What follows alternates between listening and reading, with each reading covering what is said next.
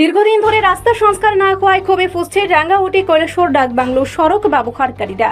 শুক্রবার বেখাল সড়কের প্রতিবাদে টিলাবাজারে পথ অবরোধে শামিল হলেন অটো চালকরা। অবরোধের জেরে সড়কের দুদিকে যান চলাচল ব্যাহত হয়ে যানজটের সৃষ্টি হয়।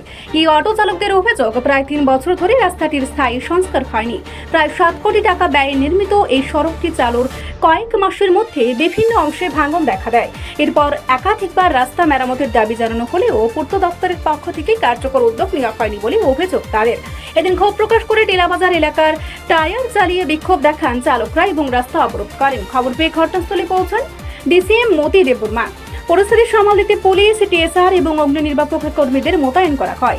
তবে আন্দোলনকারীরা তাদের অবস্থানে অনড় থাকবেন। তাদের স্পষ্ট বক্তব্য, পূর্ত দপ্তরের সংশ্লিষ্ট আধিকারিক ঘটনাস্থলে এসে রাস্তা সংস্কারের বিষয়ে নির্দিষ্ট আশ্বাস না দেওয়া পর্যন্ত অবরোধ প্রত্যাহার করা হবে না।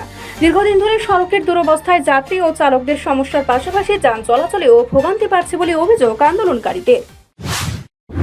আমরা রাস্তা অবরোধ করেছি, বিশেষ করে রাস্তার যে কাজ হচ্ছে না, রাস্তা অবস্থা খুব খারাপ। সেই জন্য আজকে প্রায় 9:30 থেকে আমরা এখন অবধি রাস্তায় আছি ড্রাইভাররা।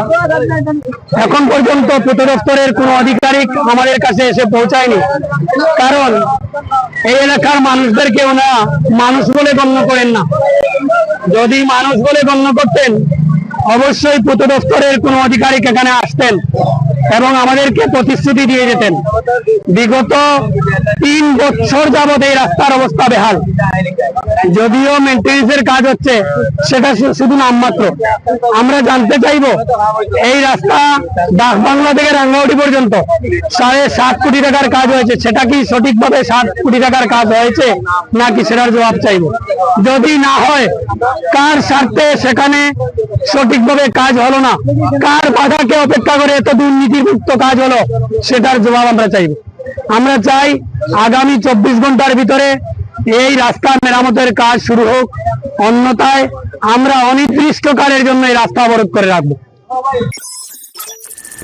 রিপোর্ট সংবাদ প্রতীক্ষা।